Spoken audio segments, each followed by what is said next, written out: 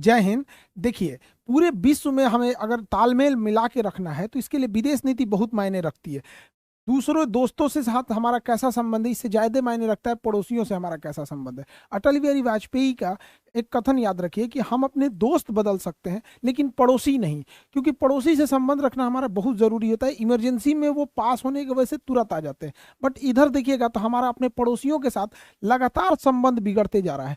इसी कड़ी में मालदीव हमारा एक काफी अच्छा सहयोगी देश था, बट वहां के जो प्रेसिडेंशियल इलेक्शन जीत के आए हैं मोहम्मद मोइजू, तो मोहम्मद मोइजू पूरी तरह से एंटी इंडिया हैं।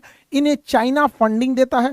पूरा इलेक्शन ही इनका कैंपेन चला था, इंडिया आउट, इंडिया को बाहर करो, इंडिया को बाहर करो। इनकी पूरी तरह से फंडिंग दी गई थी चाइना की ओर से, और इन अनफॉर्चुनेटली भारत के लिए बुरी खबर है, अच्छा बात नहीं है, बट ये जीत गए हैं। अब ये छोटे देश क्या है ना, अपने पर्सनल प्रॉफिट के लिए और चाइना के इन्फ्लुएंस में आके पूरी तरह से एंटी इंडियन हो जाते हैं मालदीव। हालांकि भारत से लाखों टूरिस्ट हर साल मालदीव घूमने जाते हैं। यहाँ पर मालदीव का खैर पर्यटन के लिए मालदीव ठीक है, नो डाउट हमारा अच्छा संबंध भी रहा है। वहाँ तख्ता पलट करने से हम लोग बचाए भी थे उस समय, हम लोग अब्दुल्ला गयूम के समय, तो एक पुराना कहानी है, उसको किसी और वीडियो में चर्चा करेंगे। अब इनका एक कैंपेन ही चला था चाइना के समर्थन में आके कि इंडिया आउट, इंडिया को ये बाहर करना चाहते थे। देखिए 2021 में भारत और मालदीव एक समझौता करते हैं।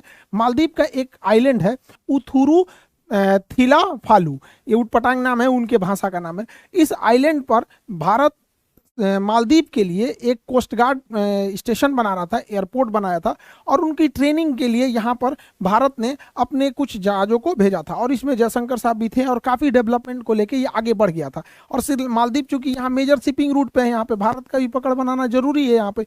इसी को क्रम में देखते हुए भारत ने मालदीव को एक पेट्रोल वेसल दिया कोस्ट गार्ड के लिए, और एक डॉर्नियर विमान दिया एयर सिविलियंस के लिए। छोटा है जहाज है पर काफी परफेक्ट जहाज है डॉर्नियर, ये छोटे उड़ानों के लिए परफेक्ट है। यहाँ पे अटैक हेलीकॉप्टर 2 ठो दिया प्रचंड, यहाँ पर इतना भारत ने दिया, रनवे दिया, सब कुछ दिया यहाँ पे, बट इनको रख रखाव ट्रेनिंग के लिए भी तो कोई जरूरत है। तो 75 भारतीय जवान जो है वहां पर मालदीव में है ताकि वो इन्हें ट्रेनिंग दे सके। अब इसी का बहाना लगा के मोहम्मद मोइजू पूरा प्रचार कर दिया कि भारत को बाहर करो, हम अपनी जमीन का यूज नहीं होने देंगे, ये भी नहीं होने देंगे, ये नहीं होने देंगे। अब भारत सरकार इसको समझ नहीं पाई यहाँ पर।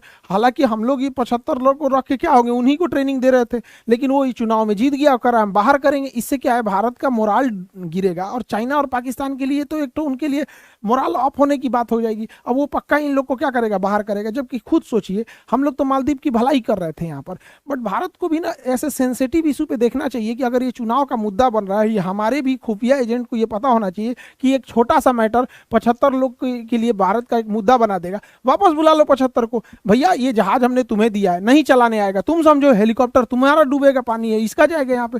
हम भलाई भी करो, नेकी कर, दरिया में डाल वाला हाल हो गया यहाँ पे। अब ये जीत गया है, पूरे एंटी इंडियन सेंटीमेंट बना के रख देगा। और मालदीव का लोकेशन बहुत जबरदस्त है। मालदीव को अगर आप देखेंगे तो मेजर शिपिंग रूट पे है। सिंगापुर की भी पूरी जहाजें यहीं से जाएगी, वियतनाम की भी जाएगी, इंडोनेशिया की भी जाएगी, हांगकांग का, चाइना का, यहाँ से ताइवान का, मालदीव फिलीपीन, जापान, सब इसी रूट से जाते हैं। तो चाइना इस रूट में दबदबा जानना चाहता था। अब यहाँ पे भारत की मौजूदगी चाइना को खलती थी, चाइना इस मामले में सफल होता दिख रहा है यहाँ पे। और चाइना की स्ट्रेटजी बड़ा तेजी से इंडियन ओशियन की ओर बढ़ी है। अगर आपको याद होगा पिछले साल, तो चाइना का स्पाई जहाज था यांगविंग 5, ये श्रीलंका की ओर बढ़ रहा था। यहाँ पे बीच में खबर आई थी कि श्रीलंका इसे डॉक करने नहीं देगा अपने हम्बनटोटा बंदरगाह पे, लेकिन फिर भी ये बढ़ता गया और भारत के लाख विरोध के बाद ये हम्बनटोटा बंदरगाह पे डॉक कर गया। चाइना की डेप ट्रैप नीति है, उसकी कर्ज की जाल की नीति को हम अगले वीडियो में समझा देंगे कि कैसे वो भारत को घेर रहा है। उसके अगले वीडियो में हम आपको ये समझा देंगे कि भारत उसका कैसे काउंटर कर रहा है। बट अभी वो हम्बनटोटा बंदरगाह को लीज पे ले चुका है यहाँ पर, और यहाँ उसने डॉक कर दिया यहाँ पे। लेकिन भारत की ये तो डिप्लोमेटिक हार हो जाती है यहाँ पे। तो हमारे पड़ोसी से संबंध देख रहे हैं, मालदीव से बिगाड़ दिया, श्रीलंका से बिगाड़ दिया यहाँ पर। अब देखते चलेंगे एक एक करके। तो मालदीव और श्रीलंका तो चले ही गए यहाँ पे। अब म्यांमार में आंग सान सू की भारत में थी, शरण ली थी, भारत से पढ़ी हुई थी, तो ये भारत के समर्थन में थी। बट चाइना के सहयोग से मालदीव में, यहाँ पे म्यांमार में, मालदीव नहीं म्यांमार में, तो म्यांमार में सैनिक तख्ता पलट हो गया। अब ये सैनिक तख्ता पलट चाइना के फेवर में चला गया, और हमारा यहाँ से जो लुक ईस्ट पॉलिसी थी, इंडिया सिंगापुर हाईवे था, ये सब ठंडे बस्ते में चला चला गया, अब ये अशांति हो गई यहाँ पे, तो एक ओर से मालदीव म्यांमार भी चला गया यहाँ पे। तो हमारे देखेंगे लाइन से पड़ोसियों को देखेंगे तो डिस्टर्ब करके रखा हुआ है चाइना। यहाँ चाइना अपने नीति में कामयाब होते जा रहा है और भारत को भी एग्रेसिव पड़ोसी नीति को देखना होगा और हमारी मीडिया को भी ये मुद्दे उठाने पड़ेंगे। खैर हम अपनी मीडिया से क्या ही उम्मीद कर सकते हैं, उन लोग को ही पता रहे तब तो उठाएंगे लोग यहाँ पे। अब इधर देखिए, अब यहाँ पे अगर गौर करेंगे तो हमारा हमेशा से अच्छा दोस्त भूटान, भूटान के विदेश मंत्री चाइना जाते हैं। अब ये क्या हो रहा है कि चाइना क्या कर रहा है, भूटान के ऊपरी भाग पे कब्जा करने की धमकी दे रहा है, कह रहा है कि हम ये नहीं करेंगे, बदले में तुम डोकालाम हमको दे दो। अब ये डोकालाम का अगर सेटलमेंट कर लेते हैं तो भारत के लिए सरदर्द हो जाएगा डोकालाम यहाँ पे, क्योंकि एकदम पतला रास्ता है ये चिकन नेक यहाँ पे। हालांकि इस चिकन नेक को भी काटने के लिए कई रास्ते यहाँ से बनाए जा रहे हैं, बट वो अंडर प्रोसेस है। भारत का काम जानते ही थोड़ा सा स्लो हो जाता है। अब वही बात करेंगे यहाँ पर ढाका यानी बांग्लादेश का, तो ये हमेशा तराजू लेके बैठल रहता है, चाइना से फायदा है कि इंडिया से फायदा है, चाइना से इंडिया से। वही हाल नेपाल का है। नेपाल में अभी देखे थे ओली साहब के गवर्नमेंट में पूरी ये तरफ से एंटी इंडियन हो गए थे। कभी कहते थे कि राम जी भारत के ही नहीं हैं, नेपाल के हैं। अरे भैया हमारे यहाँ अयोध्या के हैं राम जी, ऐसा नहीं स्टेटमेंट वो देते थे। आप लोग को पता नहीं याद होगा कि नहीं, 2020 का मैटर है। चाइना से काफ़ी नज़दीकियाँ उनकी बढ़ गई थी। तो आप देखिए नेपाल भी हम 100% हमारे में नहीं रहा, बांग्लादेश का वही हो गया। भूटान जो 100% था उसके विदेश मंत्री उधर की ओर अब शिफ्ट हो रहे हैं यहाँ पे। म्यांमार के साथ तख्ता पलट हो गया, श्रीलंका, मालदीव, ये एक एक करके इस तरह से हो रहे हैं यहाँ पे। अब वहीं देखेंगे हमेशा तो भैया चाइना ही है यहाँ पे, तो विरोधी है। और ये तो हमारा बेटा, हम लोग का बच्चा ससुरा बिगड़ गया, ये तो कभी नहीं सुधर सकता है यहाँ पे, इसका कोई इलाज नहीं है। अब ऐसे अब आगे देखते हैं अफगानिस्तान ईरान में अगर हम देखेंगे यहाँ पे, तो इधर से तो बिगड़ते ही चला गया यहाँ पे। इन सारे देशों के साथ रिश्ते हमारे धीरे धीरे खराब हो रहे हैं, यहाँ से तो खराब ही था। अफगानिस्तान से हमारा पब्लिक टू पब्लिक सेंटिमेंट बहुत अच्छा है, मतलब अफगानिस्तान के लोग रियली लव इंडियंस। इंडिया और अफगानिस्तान के पीपल टू पीपल बहुत अच्छा रिलेशन है। बट जैसे अमेरिका गया, सरकार गई वहाँ से, अशरफ गनी साहब की सरकार गई, या फिर करजई साहब तो पहले ही चले गए थे, तो तालिबान एंट्री किया। तालिबान को भारत जो है आतंकवादी संगठन मानता है। अब तालिबान से भारत कोई डायरेक्ट रिलेशन नहीं रखता है, और इसके लिए तो भैया इनके लिए तो फादर ऑफ कोरोना, नो आतंकवादी नो कुछ, जो चीज़ है सब सही है यहाँ पर। अब ये एंट्री मार गया। अब आप सोचिए कितना डिस्टर्बेंस है। अब हम थोड़ा सा ईरान की ओर चलते हैं, ईरान के बाद हम कतर की ओर चलेंगे। अब यहाँ देखिए, यहाँ पे इस तो देखिए देख रहे थे यहाँ पे। अब ये कतर देखिए, कतर एक छोटा सा देश है, यहाँ पे छोटा सा देश है कतर। हालांकि अल जजीरा अखबार पूरी दुनिया में तहलका मचेले रहता है इन लोग का। कतर हमारे 8 नेवी अफसर को जो रिटायर्ड हो चुके थे उन्हें जासूसी के आरोप में फांसी की सजा सुना देता है। हालांकि ये फांसी की सजा निचली अदालत की थी, इसकी ऊपरी अदालत में कंप्लेन की जाएगी, वहां पे सुना जाएगा यहाँ पे। बट भारत के तीनों लोग का एकदम मतलब विदेश मंत्री, रक्षा सलाहकार, प्रधानमंत्री पूरी तरह से लगे हुए हैं, क्योंकि अगर ये फांसी की सजा हो जाती है तो रिलेशन काफी खराब हो जाएंगे। हालांकि इसके चांसेस बहुत कम है, क्योंकि अपर कोर्ट में जाना होगा, फिर डिप्लोमेटिक चीजें आ जाती हैं, उसमें काफी लंबा प्रोसेस हो जाता है। बट ये सजा सुना देना ही अपने आप में एक बहुत मतलब रिलेशन के लिए अच्छा नहीं है। यहाँ पर इन लोग पे आरोप लगा कि कतर जो है वो इटली से सबमरीन खरीद रहा था।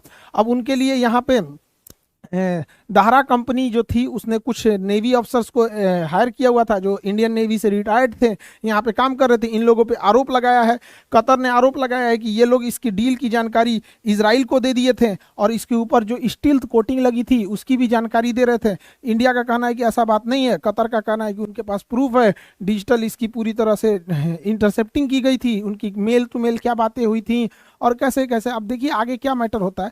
बट कतर और भारत के रिश्ते बहुत बेहतरीन है।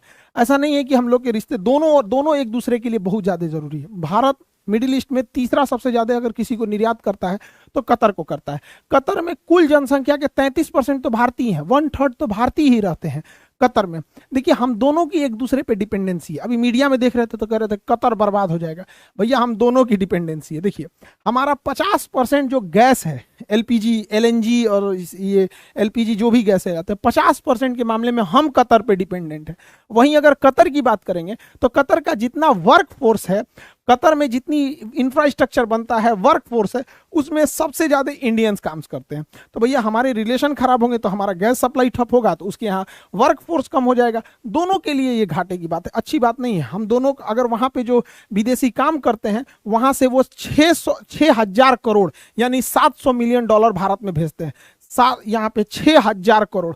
तो जितने लोग विदेश में काम करते हैं, आप सब लोगों को हाथ जोड़कर धन्यवाद देते हैं। आप सब सैल्यूट के लायक है कि आप भारत से बाहर अपने परिवार से दूर रहते हैं, बाल बच्चों से दूर रहते हैं, वहाँ काम करते हैं, वहाँ का खाना पानी पीते हैं, सब कुछ करते हैं वहाँ पे, बट वहाँ के बाद वहाँ मेहनत करके खून पसीना से अपनी कमाई करके भारत को भेजते हैं। और भारत की अर्थव्यवस्था में एक फॉरेन रिजर्व एक बड़ी मात्रा में आता है, जिन्हें हम लोग नकार देते हैं या फिर हम लोग उतना इंपॉर्टेंस नहीं दे पाते हैं जितना हमारे उन भाइयों को मिलना चाहिए। तो जितने भी यूरोप में, गल्फ कंट्री में, ज्यादातर तो गल्फ कंट्री में है या विदेश में काम करते हैं, चाहे वो अपर लेवल के हो, टेक्निकल हो या लेबर हो, सारे लोग सैल्यूटेबल, पूरा देश आपका सम्मान करता है यहाँ पे। और भारत सरकार भी पूरी कोशिश करेगी कि 8 नौसैनिकों को कैसे भी करके उनकी सजा को कम कराया जाए या फिर पूरी तरह माफ कराया जाए। जो भी अब कानूनी चीजें हैं, डिप्लोमेटिक चीजें, ये देश के हायर अथॉरिटी ज्यादा बेहतर ढंग से उसे समझेगी। अब हम ईरान को देखते हैं। अब आप गौर कर रहे हैं कि हमारे रिश्ते कैसे लाइन से बिगड़ते जा रहे हैं, बहुत उटपटांग होते जा रहा है यहाँ पे।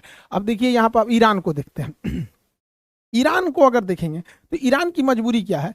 ईरान अमेरिका और इजराइल के एकदम रडार पे है। यहाँ पर ईरान परमाणु बम बनाना चाहता है और इजराइल किसी कीमत पे इसे नहीं बनाने देना चाहता है। यहाँ पर अगर ये इजराइल परमाणु बम बना लिया तो हिजबुल्ला या हमास को दे देगा, वो निपटा देंगे सब इजराइल को, इसलिए वो इनका परमाणु प्लांटे उड़ा देता है यहाँ पे। अब देखिए ध्यान से, यहाँ पे ईरान जो है ये अपने सैंक्शन को बचने के लिए भी करता है।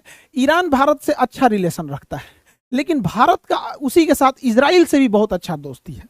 अब ईरान कंफ्यूजन हो जाता है कि भारत को अगर ईरान और इजराइल में चुनना होगा तो भारत के लिए क्या है ना, कि क्योंकि पेट्रोलियम तो हम कहीं से ले सकते हैं, चाबहार बंदरगाह भी लेना है, तो भारत भी कंफ्यूज हो जाता है। इसलिए ईरान भी भारत को बैलेंस करने के लिए चाइना से भी दोस्ती बना के रखता है। तो ईरान भारत को ना बैलेंस में रखना चाहता है, वो एक तरफा नहीं जाना चाहता है।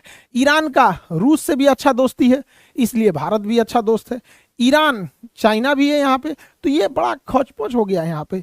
एक तरह का वो वाली मतलब घनिष्ठता वाली चीजों में कमी आ रही है। तो आप देखिए भारत का ना अड़ोस पड़ोस में पता नहीं क्या होते जा रहा है। यहाँ पे नजर उजर लग गया क्या भारत को यहाँ पे? तो इस पे अभी बहुत जल्दी करने की जरूरत है। यहाँ मालदीव आंख दिखा रहा है, श्रीलंका, जिसको देखिए यहाँ पे क्या समझ रखा है यहाँ पे।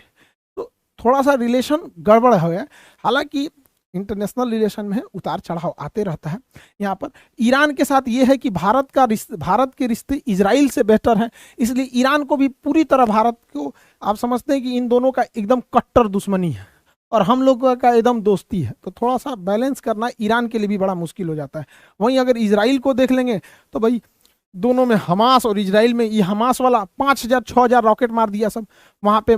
ये नहीं देखा सब महिला है, बच्चा है, बूढ़ा है, धड़धड़ा के मार दिया। अब ये भाई साहब मारना चालू किए हैं, पूरा गाजा समेट दिए हैं भाई।